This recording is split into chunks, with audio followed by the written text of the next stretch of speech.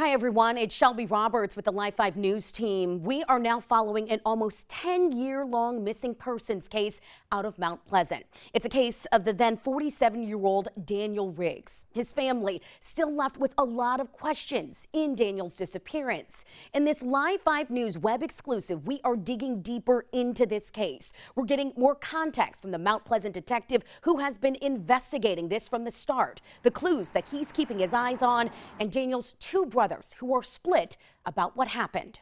He was very outgoing, talkative, friends with everyone. This is how Daniel Riggs is being remembered by those who love him. Very driven. Kind of life of the party. He always liked to be around people. Donald, Amy, and Dennis Riggs all left wondering what happened to their brother Daniel when he disappeared almost 10 years ago. It's not something that was actually unusual for him. He would, with his previous wife, he would disappear for days.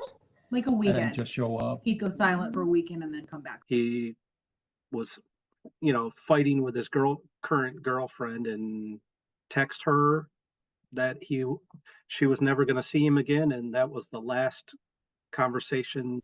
Daniel Riggs was last seen November 9th, 2015 at his home on Mathis Ferry Road in Mount Pleasant. His girlfriend filed a police report 2 days later when Daniel didn't come back home from work. Didn't call us the next day just because she thought he would eventually turn up, but then on the 11th, when he didn't show back up, is when she contacted the police. It's a case that Mount Pleasant Police Detective David Ivy has been trying to wrap his head around since he first started investigating. Not only is Mr. Riggs missing, and that's the most important part of this case, but also, in addition to that, his vehicle is missing. And that, a vehicle, is a strange thing for it just to disappear. It's a large item. It's an item that's serialized. It's got VIN numbers, plates on it, things that get run quite often, through law enforcement or through, tow companies and things like that, and it's never popped up. During the investigation, detectives found a clue, giving them some insight into Daniel's last known movements. We contacted his bank and got a list of his, transactions, and one of the transactions showed that he was at a Food Lion in Myrtle Beach on the day that he was last heard from, and he bought a quart of oil. Mount Pleasant Police enlisted the help of neighboring law enforcement agencies like Myrtle Beach Police, Conway Police, the Horry County Sheriff's Office, the J. Reuben Long Detention Center in Horry County, hospitals and homeless shelters. Nothing.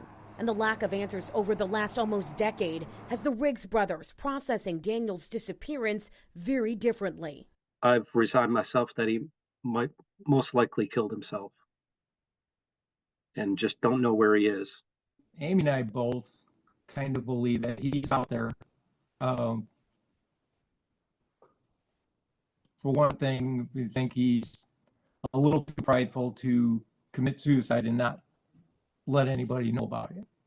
Because his previous attempt, he left a pretty obvious trail so that he could get help. The missing persons report from the Mount Pleasant Police Department cites a 2008 suicide attempt, a history of drinking, and depression. Detective Ivy wonders if any of those mental health factors played a role in Daniel's disappearance. As far as, his mental health concerns, that's definitely something that has concerned me, and I hope that was not the case, but could have been, yes. As of right now, there are no suspects. Through the course of this investigation, gathering different things, finding out about his life, we don't believe that his girlfriend had anything to do with his disappearance, and we don't believe there was foul play. We really just want to know that he's okay.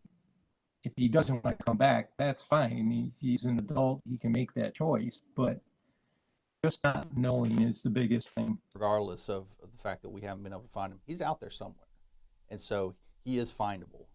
Investigators with the Mount Pleasant Police Department said another possible search is in the works for Daniel. They plan to work with the Georgetown County Sheriff's Office to coordinate that search in Georgetown County, where Daniel's phone had previously pinged. Now, at the time of Daniel's disappearance, the then 47-year-old was described as a white man, 5'11", about 195 pounds, with brown hair and blue eyes. If you have any information about Daniel's disappearance, you're asked to call Detective David Ivy at 843-884-4176.